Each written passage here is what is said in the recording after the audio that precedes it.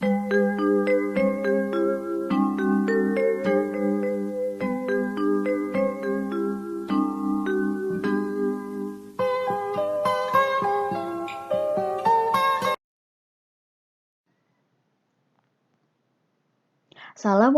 warahmatullahi wabarakatuh.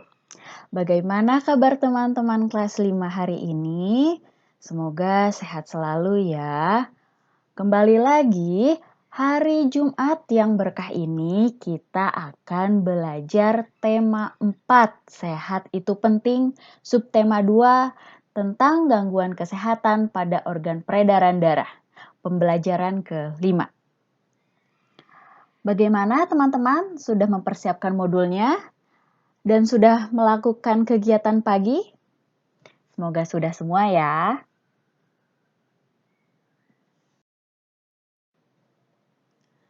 Kita langsung masuk kepada materi pembelajaran hari ini. Coba perhatikan gambar berikut. Nah, di situ terdapat seorang siswa sedang berada di UKS. Setelah berolahraga bela diri, tiba-tiba kepala Edo terasa pusing. Edo teringat jika peredaran darah pada tubuhnya pernah terkena gangguan tekanan darah rendah. Kemudian Edo beristirahat di ruang UKS. Teman-teman, apakah tahu apa itu penyebab kita bisa rendah tekanan darahnya? Nah, tekanan darah rendah atau hipotensi adalah kondisi ketika tekanan darah berada di bawah 90/60. Pada pembelajaran sebelumnya, kita sudah mengenal gangguan pada organ peredaran darah manusia dan penyebab-penyebabnya. Tetapi hari ini kita akan mengulas kembali ya teman-teman. Yang pertama ada gangguan pada organ peredaran darah manusia, yaitu penyakit jantung koroner. Penyebab penyakit jantung koroner adalah penumpukan lemak darah atau kolesterol pada arteri koronaria. Yang kedua ada varises. Penyebab penyakit varises ini adalah tekanan darah yang terlalu besar dan jumlah darah yang dipompa oleh jantung terlalu banyak. Umumnya terjadi pada bagian betis. Dan yang ketiga ada penyakit hipertensi, yaitu penyebab penyakit hipertensi adalah tingginya tekanan darah lebih dari tekanan darah normal.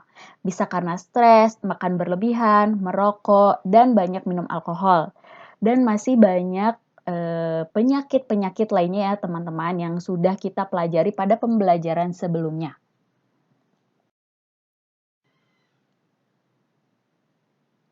Teman-teman, menurut Hendrik L. Bloom atau ahli, ada 4 faktor yang memengaruhi kesehatan.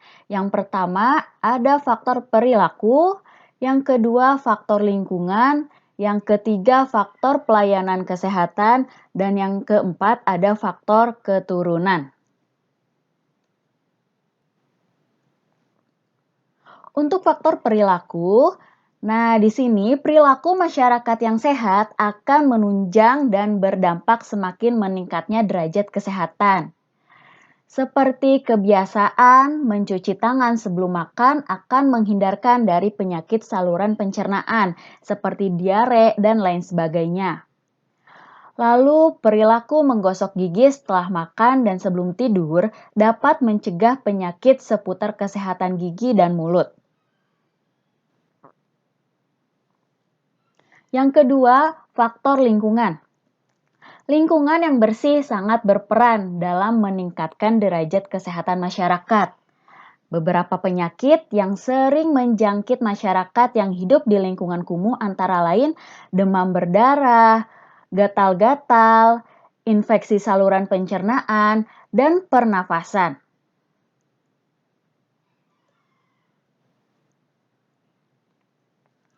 Yang ketiga, faktor pelayanan kesehatan.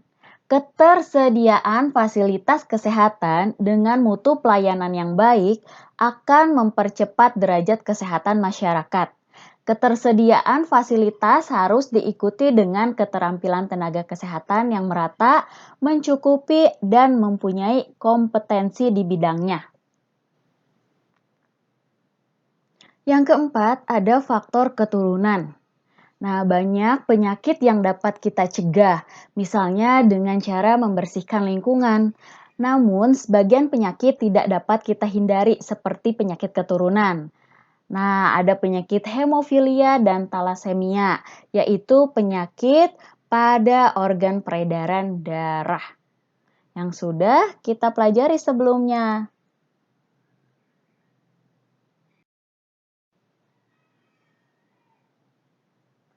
Nah, teman-teman, masih ingat kan? Pada pembelajaran sebelumnya, kita sudah mengetahui nih bagaimana cara untuk mencegah penyakit pada organ peredaran darah manusia, yaitu kita harus berjalan-jalan santai setiap hari, tidak boleh hanya tiduran, atau setelah makan kita malah duduk-duduk saja, tidak melakukan gerakan-gerakan lainnya. Salah satunya menari pun itu bagus untuk memperlancar sistem pada peredaran darah manusia.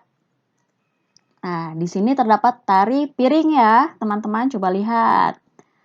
Nah, Mi sekarang akan menjelaskan nih, ternyata pada tarian juga memiliki pola. Nah, namanya pola lantai. Pola lantai adalah garis yang dilalui penari pada saat melakukan gerak tari. Pola lantai pada dasarnya ada dua pola garis dasar, yaitu garis lurus dan garis lengkung. Coba teman-teman perhatikan, di sini terdapat 3 pola lantai, yaitu ada pola lantai vertikal, pola lantai diagonal, dan pola lantai melengkung.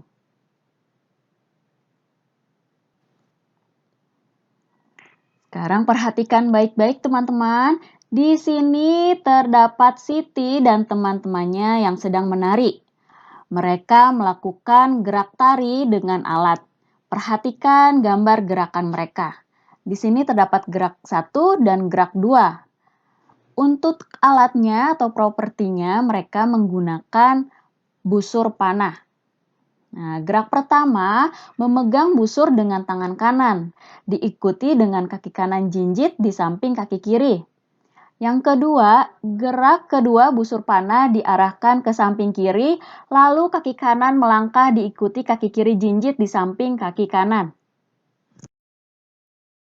Teman-teman, setelah teman-teman amati gambar gerakan 1 dan gerakan 2 yang Siti dan teman-temannya sedang lakukan, di situ terdapat berbagai gerakan tarian. Nah, memang tubuh manusia itu hendaknya banyak bergerak. Dengan bergerak seperti berolahraga dan menari, itu denyut jantung kita akan meningkat sehingga darah beserta oksigen dan nutrisi bisa disalurkan dengan baik ke seluruh tubuh. Teman-teman, setelah teman-teman melihat Siti dan teman-temannya sedang melakukan tarian, sekarang di sini terdapat Edo dan Udin yang sedang melakukan olahraga, yaitu bermain sepatu roda. Dan mereka pun sambil melantunkan pantun ketika mereka sedang berolahraga. Udin membacakan pantun. Jalan-jalan ke kota hujan, naik turun melewati bukit. Jangan lupa gerakan badan supaya kita tak pernah sakit. Lalu Edo pun membalas pantun Udin. Hitam legam burung gagak, terbang bebas di langit tinggi. Okelah kawan, ayo bergerak bersepatu roda sesuka hati. Nah teman-teman, jadi bergerak itu sangat bagus untuk kesehatan tubuh kita. Ya, jangan bermalas-malasan. Setidaknya dalam satu hari itu kita harus melakukan jalan kaki, tidak usah jauh-jauh, cukup mengelilingi lingkungan sekitar rumah. Dan ketika selesai makan, teman-teman tidak langsung tiduran ya, harus melakukan gerakan-gerakan. Supaya apa? Pencernaannya itu lancar.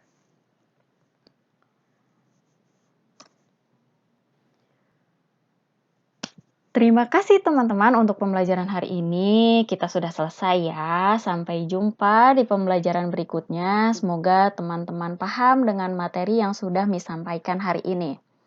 Terima kasih. Wassalamualaikum warahmatullahi wabarakatuh.